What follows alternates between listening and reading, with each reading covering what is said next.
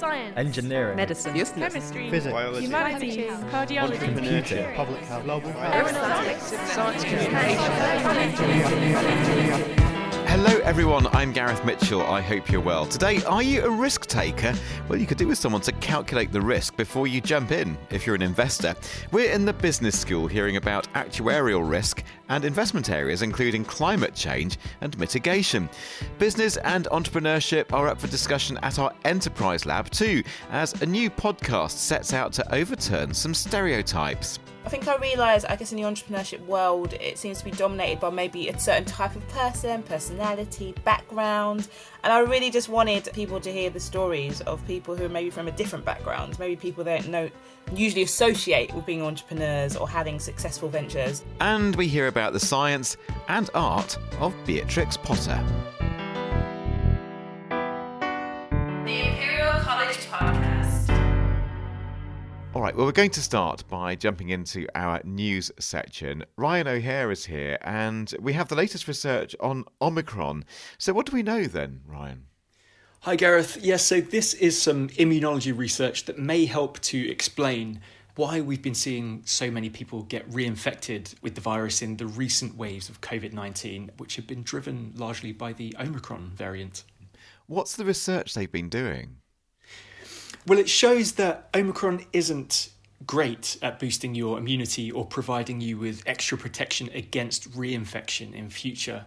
A common assumption is that once you've been infected with the virus, you gain a bit of an immune boost against it. So if you come up against it again in future, you're much more likely to be able to fend off infection. In terms of COVID, we might think if we've recently had it, we'll be protected against whatever variant we've had. But this work, which was led by Imperial's Rosemary Boyton and Danny Altman, finds that when it comes to Omicron, this isn't necessarily the case. How did the researchers find this out? In this latest paper, which is published in the journal Science, they analysed blood samples from healthcare workers who have been triple vaccinated, but like the rest of us, they would have caught COVID at different times, so will have been exposed to different variants. Now, what the team found is that in those people who had no previous SARS-CoV-2 infection, but then caught Omicron, that Omicron infection provided an immune boost against the previous variants of SARS-CoV-2. So that's alpha, beta, gamma, delta, and the original sort of ancestral strain. But it didn't really provide a good boost against Omicron itself. And interestingly, in those who were infected way back the first wave of the pandemic and then later had Omicron, they lacked any boosting at all. So the team think the findings may help to explain why breakthrough and repeat infections have been such a common feature of the Omicron wave of the pandemic. Where does this leave us in terms of vaccines? Like, I've been triple jabbed. Is everything okay? So as with much of the COVID research going on, more work is needed to answer some of these key questions. But we should stress that this doesn't mean that COVID-19 vaccines don't work. They do. They are still protecting us against severe disease and death, and the researchers highlight this point. But what this work adds to the picture is that in some instances, we may not be getting that additional natural boost against infection that we'd expect. Ryan, thank you very much indeed for that. Now, Caroline Brogan is here, and we're going to be talking about ancient reefs. So, Caroline, why are they interesting? What do they have to tell us? Hi, Gareth. So ancient coral reefs is the subject of new funding from the Natural Environment Research Council for Imperial researchers in the Department of Earth Science and Engineering. They are receiving around £1 million to go and study these drowned coral reefs. So you might know coral reefs as, you know, those beautiful sort of structures around the Maldives, etc. But drowned coral reefs are reefs that were on the shorelines like millions of years ago, but are now deep below the sea because they stopped growing and then sort of sunk into the ocean. So what they're going to do is they're going to take a research vessel out to the middle of the Pacific Ocean and study the drowned coral reefs that formed millions of years ago. One is as old as 120 million years ago when dinosaurs still roamed the earth. And in studying these reefs, apart from their inherent scientific interest then, what's the bigger picture stuff they're trying to find out? Well, the reefs carry records of past global warming and cooling. So they can tell us a lot about how sea levels changed, how ocean chemistry changed over the years, because obviously, the climate's ever in flux.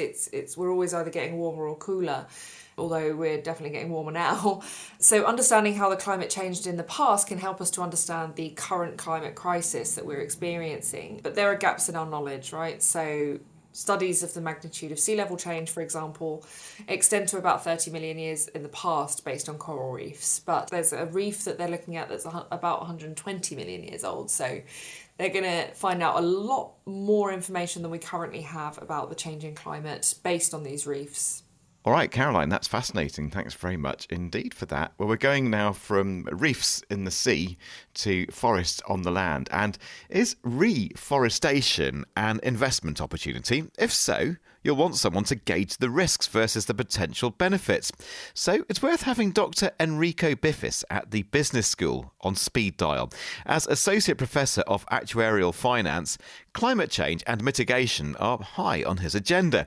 We're continuing our mini-series of conversations with Imperial researchers after the college came out top in the most recent Research Excellence Framework publication. Conrad Duncan has been finding out about Enrico Biffis' research interests. And first question, how might he describe what he does to someone on the street?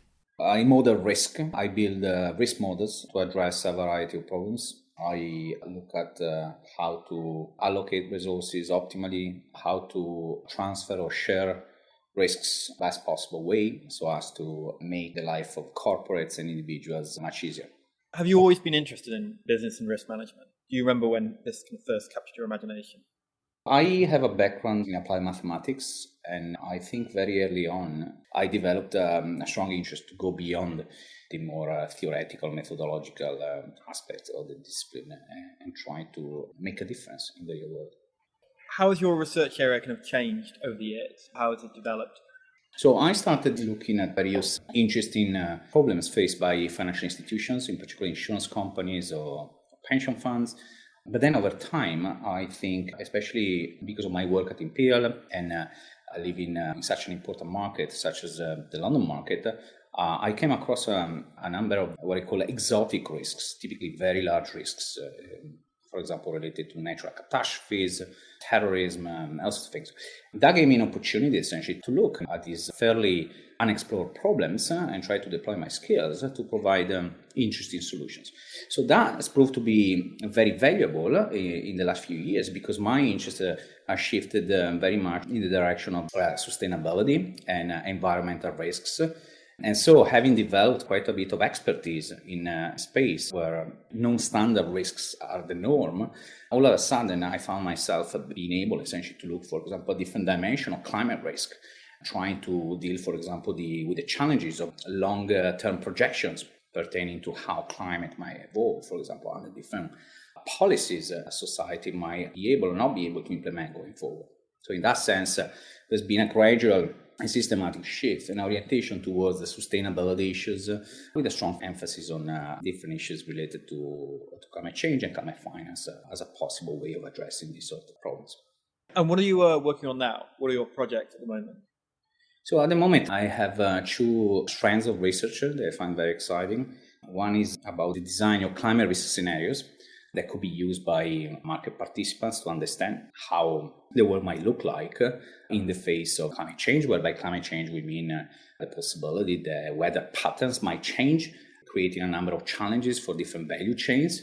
At the same time, there's going to be much needed policy intervention. We will have to change our ways of doing things in order to curb emissions, right? That clearly is going to have some cascading effects on different sectors of the economy.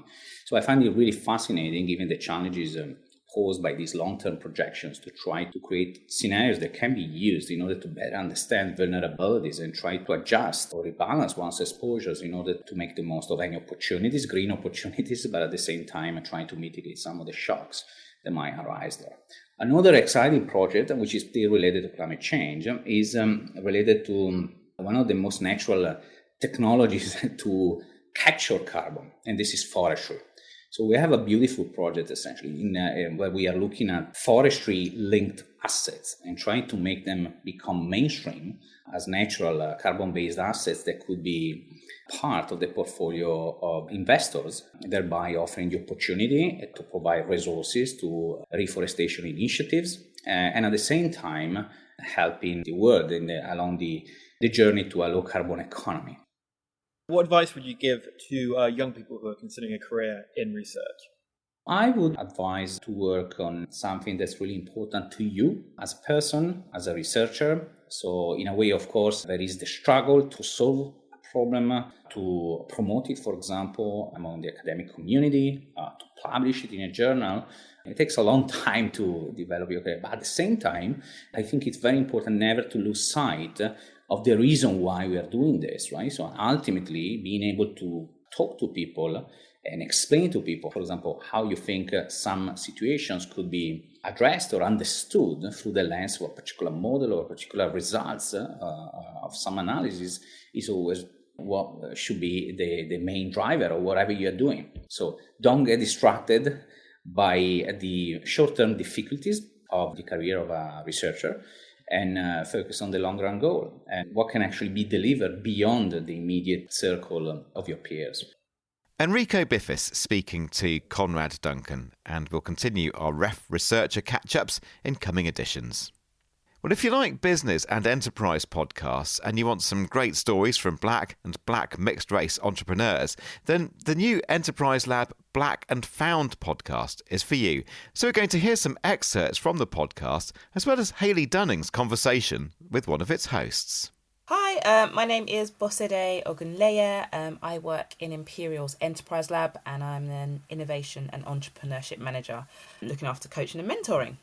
You've created the Black and Found podcast. So what is this and what does it cover?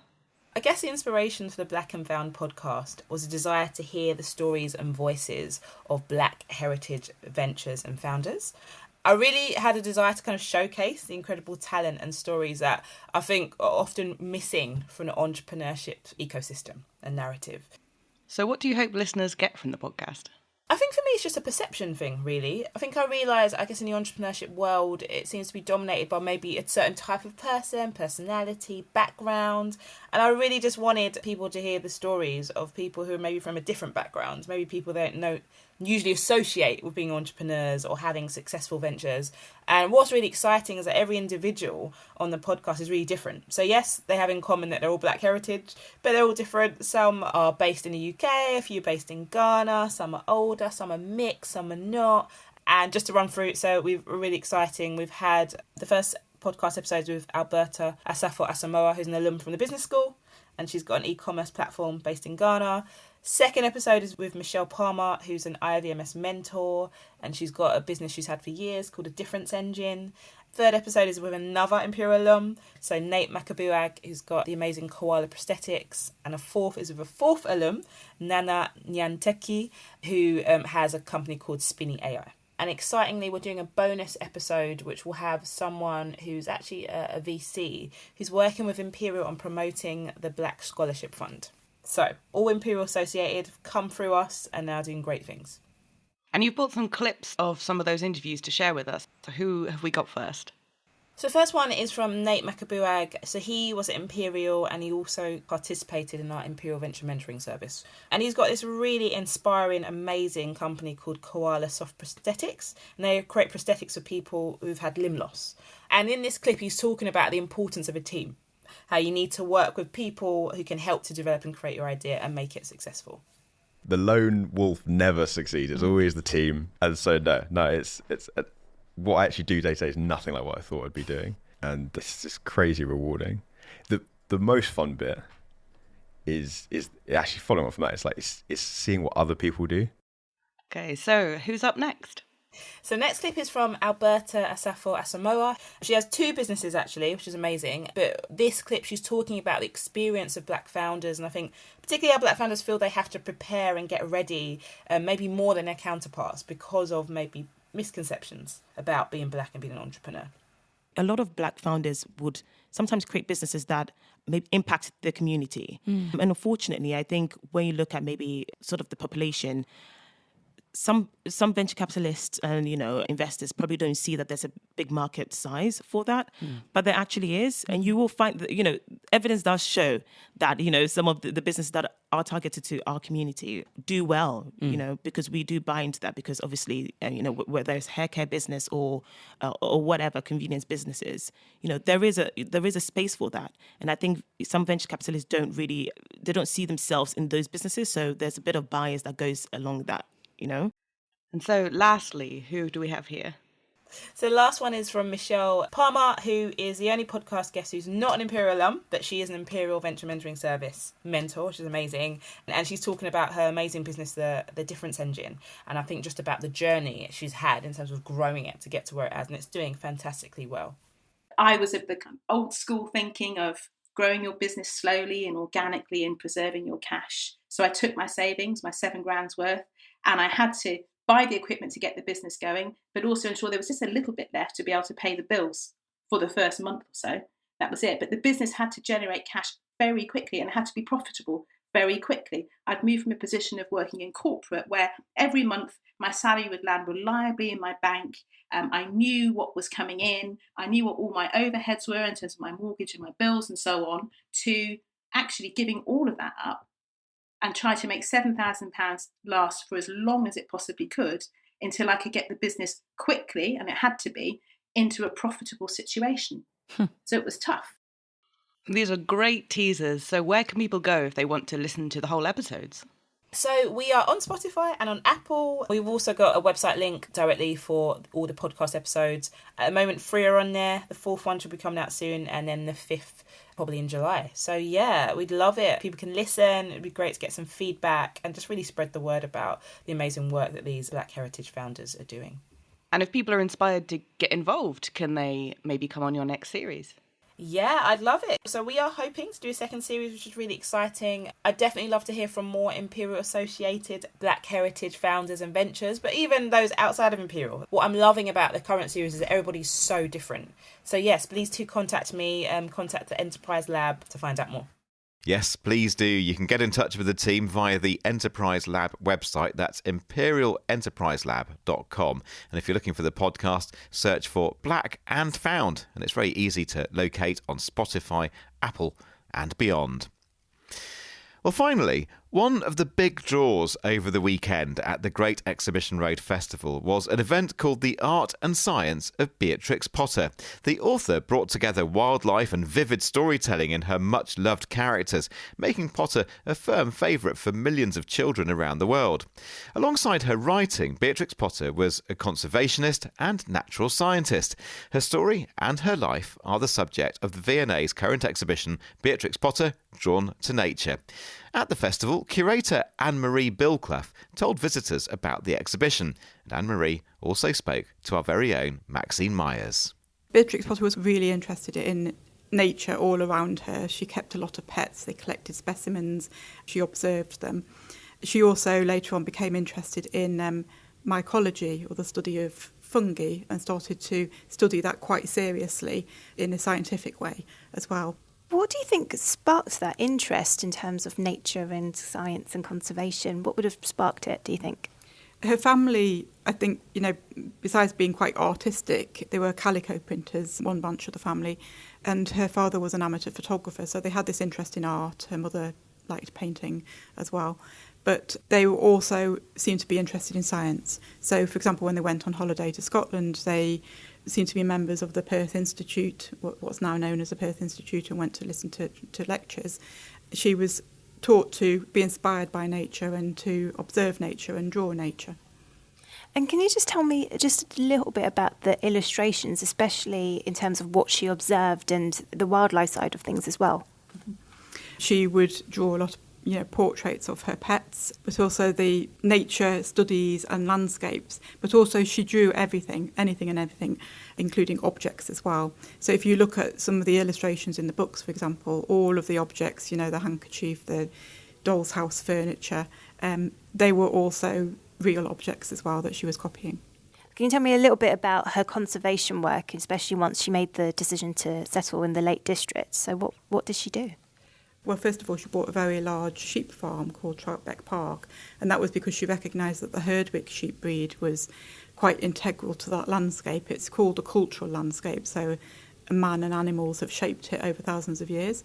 It's this Herdwick sheep breed that she thought needed to be built up and become more sustainable as a method of, sustaining the farming community.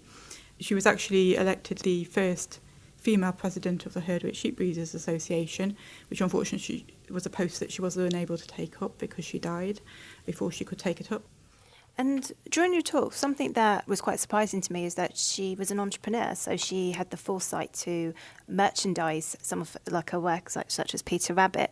What was the motivation behind that, do you think?